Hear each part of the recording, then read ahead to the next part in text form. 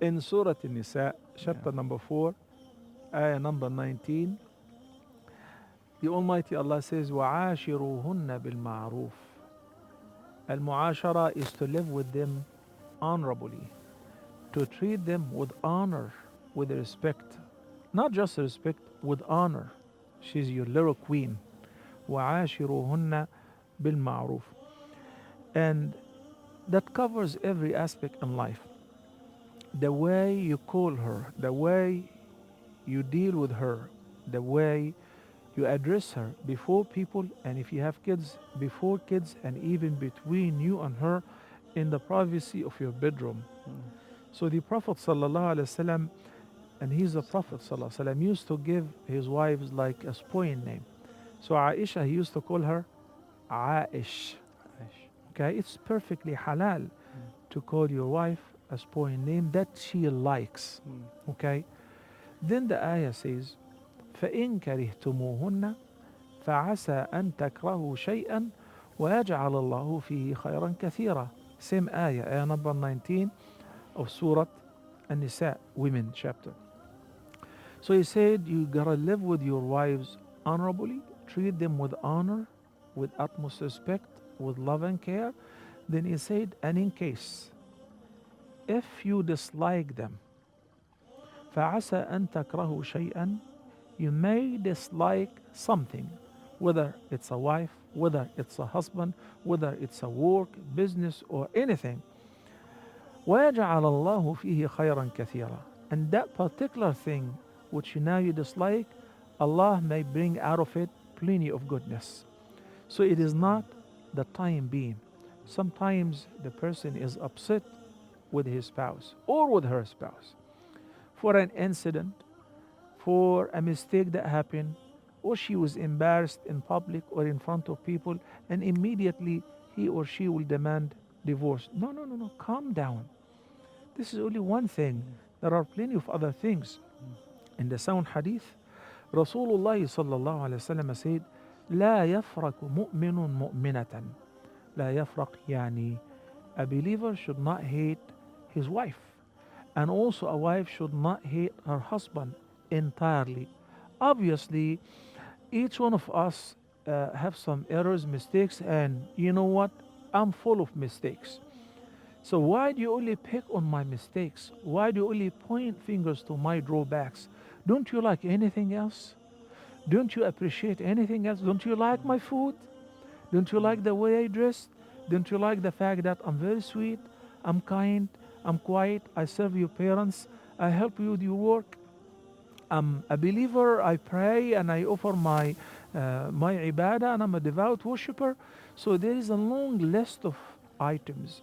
When you have that checklist and you find just a couple things, while there are other beautiful things, plenty of privileges, and positive things. So focus on what is positive.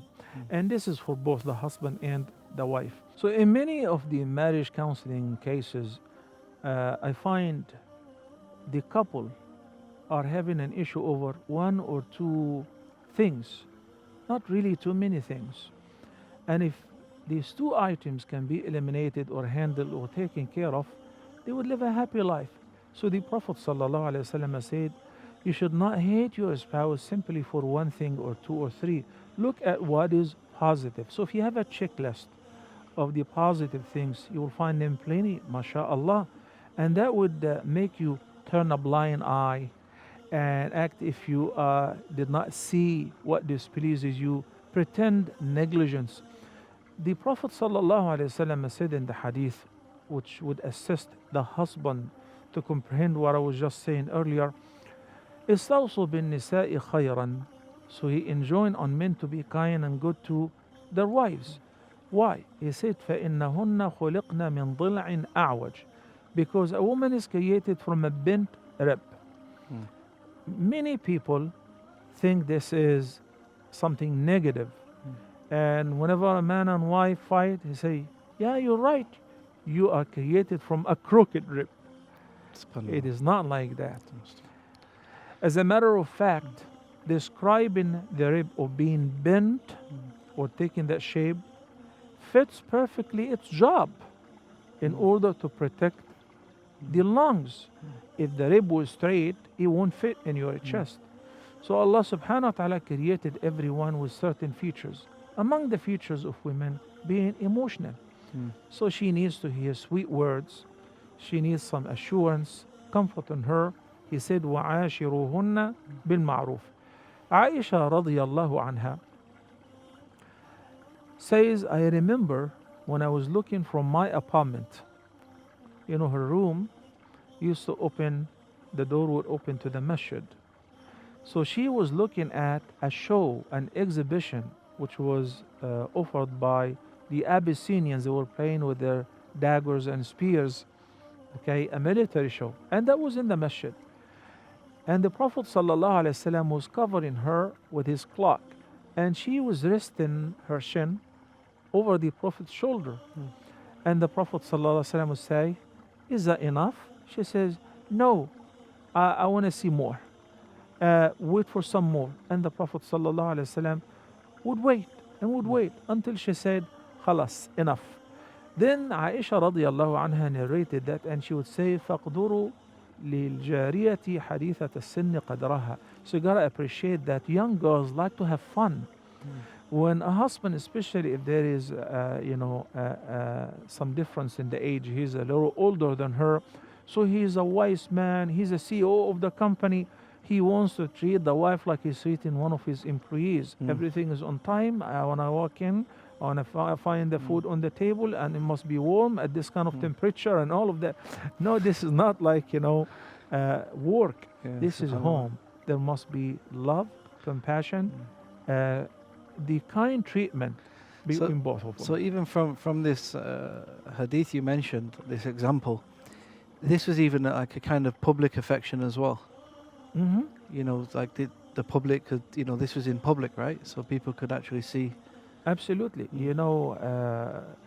If the Islam teaches us that if a husband and wife are having an issue with each other, it should not be taken outside their bedroom. I didn't say outside their house, outside their bedroom. So the Prophet ﷺ says, Al-Hajru should be only fil madaja. Yani if worst come to worst and you're really upset with each other, or you're upset with her, so you're sharing bed but you turn to the other side, you'll give her your back. This is the hajr that the Quran referred to. You don't go outside, you don't speak to your colleagues, and you go to speak to your parents and your siblings. My wife did this and this and this and that. Because guess what? You and your wife, and similarly the sister, the wife, you and your husband eventually will reconcile. But the people whom you shared with, all the negatives, they will not forget that. Yes. And every time they meet your spouse, they will remember all the negatives that you spoke about them. So this is just the general idea of the meaning of وَعَاشِرُوهُنَّ بِالْمَعْرُوفِ. When Salama was with the Prophet ﷺ on bed, but she noticed that her menses started, so she slipped away. The Prophet ﷺ said, come on over. Have you started your menses? She said, yes. He said, come back. And he took her under the cover again. And as I mentioned earlier, they hugged, they cuddled. And she says, he would kiss me even while fasting. So there is no problem to do that. In addition to that, the person, the husband, actually must pay attention to the woman's need, the emotional need, the physical need, the physical desire, because most men demand the rights in bed. Yeah. And Sheikh, there was just on this topic of the needs of the woman. I just remembered the story of when the Prophet ﷺ, where he raced Aisha. exactly. Yeah. And this is an event which happened during a journey. It was in one of the battles, and the Prophet ﷺ was returning home. So the whole army is there, and the Prophet ﷺ takes Aisha far away. He spares time to give her some fun. Not once, not twice, it happened several times. And she quoted upon us twice. Once, when she was traveling with him, along with Muslims, and he raced with her. and she was a lot younger, slimmer, and she beat him. She won. Mm. Then several years later, as she grew up and she put on some weight, and he said, let's race. Just, I'm gonna ask you, how many times do we tell our wives, let's go for a walk? Mm. I mean, we go to the gym and we exercise, but we tell the wife, it's haram. You cannot go to the gym. Mm. You cannot wear those tight clothes. So when was the last time you decided to take her for a walk, to exercise, or go to the park early morning or over the weekend after you drop the kids to school, weekdays, and you just walk and you chat and you talk? Rasulullah sallallahu alaihi wasallam would be praying at night, and between the two rak'ahs, he would turn around. If Aisha is awake, he would have a chat with her. Mm. Likewise with the rest of his wives, sallallahu alaihi wasallam. So he raced with Aisha. He let her watch the show, and he was very patient with her. Safiya radiyallahu anha. Safiya was a short lady, and she wanted to ride on the back of the camel and get in the saddle. So Anas ibn Malik radiyallahu anhu narrated that he saw the Prophet sallallahu alaihi wasallam kneeling down and putting one of his knees up so that she could step on his blessed knee in order to ride on the saddle, to SubhanAllah. ride on the back of the camel. Is any of us, by any mean, better than the Prophet sallallahu alaihi wasallam? Will did this incident lower his, status? Of course not. Jazakallah khair, Sheikh.